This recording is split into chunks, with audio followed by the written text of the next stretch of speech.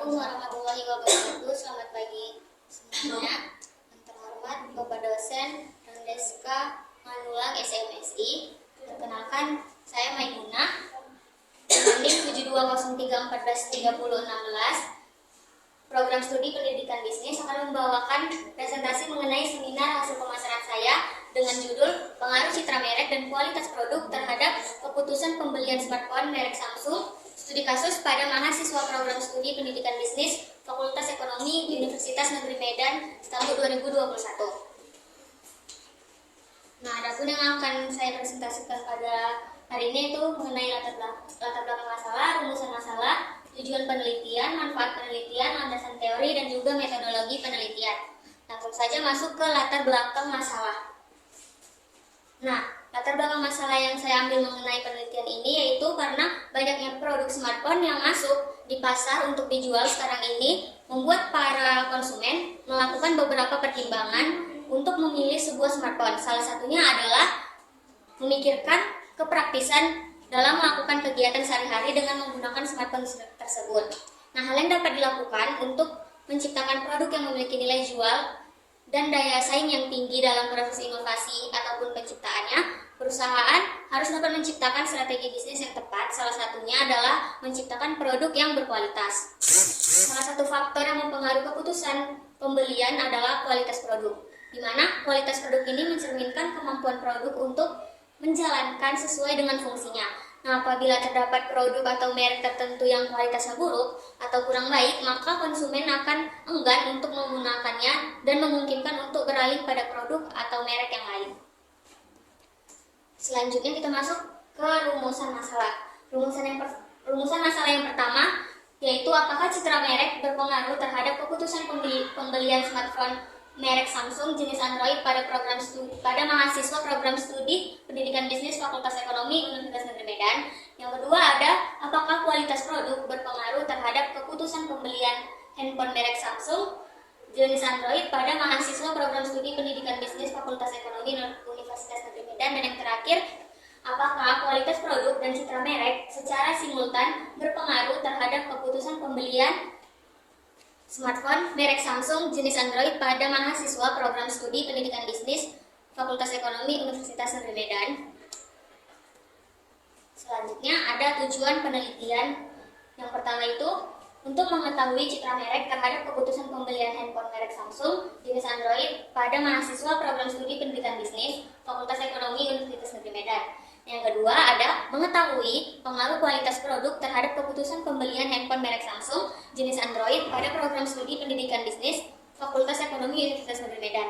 Dan yang terakhir yaitu untuk mengetahui pengaruh citra merek terhadap keputusan pembelian handphone merek Samsung jenis Android pada mahasiswa program studi pendidikan bisnis Fakultas Ekonomi Universitas Negeri Medan. Selanjutnya ada manfaat penelitian. Yang pertama itu ada manfaat bagi penulis sendiri, yaitu sebagai tambahan pengetahuan dalam memperluas wawasan dalam bidang yang diteliti dan memperdalam pengetahuan khususnya dalam kualitas produk dan juga citra merek terhadap keputusan pembelian handphone merek Samsung jenis Android. Yang kedua itu bagi akademisi sebagai tambahan bacaan dan literatur perpustakaan Universitas Negeri Medan di bidang penelitian khususnya mengenai pengaruh kualitas produk dan citra merek terhadap keputusan pembelian handphone merek Samsung jenis Android. Dan yang terakhir bagi pihak lain yaitu hasil penelitian ini dapat digunakan sebagai referensi tambahan untuk mengembangkan ide-ide baru untuk penelitian selanjutnya. Selanjutnya ada kajian teori. Yang pertama ada citra merek, kualitas produk, dan keputusan pembelian terlampir. Selanjutnya yang terakhir yaitu metode penelitian. Nah, jenis penelitian ini adalah asosiatif. Menurut Sugiono tahun 2005, penelitian asosiatif ini merupakan penelitian yang bertujuan untuk mengetahui pengaruh atau hubungan antara variabel bebas terhadap variabel terikat dan seberapa eratnya pengaruh atau hubungan itu terhadap kedua variabel tersebut. Penelitian ini dilakukan di Universitas Negeri Medan dan William Iskandar Pasar 5 Medan Estate dan waktu penelitiannya dilakukan dari bulan Oktober 2023. Selanjutnya populasi dan sampel. Populasi. Menurut Sugiono tahun 2009, populasi adalah wilayah generalisasi yang populasi adalah semua objek, semua gejala, dan semua kejadian atas peristiwa yang akan dipilih harus sesuai dengan masalah. Nah, pada penelitian ini Populasi dalam penelitian ini adalah seluruh mahasiswa program studi pendidikan bisnis Fakultas Ekonomi Universitas Negeri Medan tahun 2021 yang berjumlah 65 orang. Adapun sampelnya, sampel adalah bagian dari karakteristik yang dimiliki oleh populasi tersebut. Bila populasi besar dan penelitian ini tidak memungkinkan mempelajari semua ada pada populasi, misalnya karena keterbatasan dana, tenaga, dan waktu, maka penelitian yang dapat menggunakan sampel yang diambil dari populasi itu. Selanjutnya, teknik pengumpulan data. Teknik pengumpulan data dalam penelitian ini yakni yang pertama menggunakan daftar pertanyaan atau kuesioner.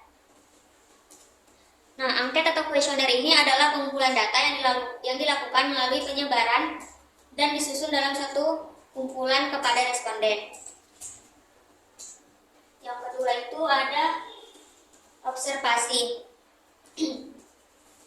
Nah, observasi ini merupakan peninjauan langsung yang dilakukan oleh peneliti terhadap objek yang diteliti. Yang kedua, kemudian ada studi kepustakaan, yaitu penulis menggunakan bahan-bahan yang diambil dari beberapa buku dan jurnal. Kemudian yang terakhir ada studi dokumentasi, yaitu teknik pengumpulan data dengan menggunakan catatan atau dokumen yang ada di lokasi penelitian secara sumber-sumber ini yang relevan dengan objek penelitian. Kemudian ada teknik analisis data. Yang pertama ada uji instrumen penelitian. Nah, pada kualitas data yang dihasilkan dari pengujian instrumen penelitian ini dapat dievaluasi melalui uji validitas dan juga uji reliabilitas instrumen. Kemudian ada uji klasik. Nah, pada uji klasik ini yang digunakan adalah analisis regresi linear berganda. Analisis regresi linear berganda adalah hubungan secara linear antara dua atau lebih variabel independen dengan variabel dependen. Kemudian ada uji statistik. Kemudian ada uji hipotesis. Nah, uji hipotesis ini bertujuan untuk mengetahui apakah terdapat hubungan yang jelas dan dapat dipercaya antara variabel kualitas produk citra merek sebagai variabel independen dan terhadap variabel keputusan pelanggan sebagai variabel dependen.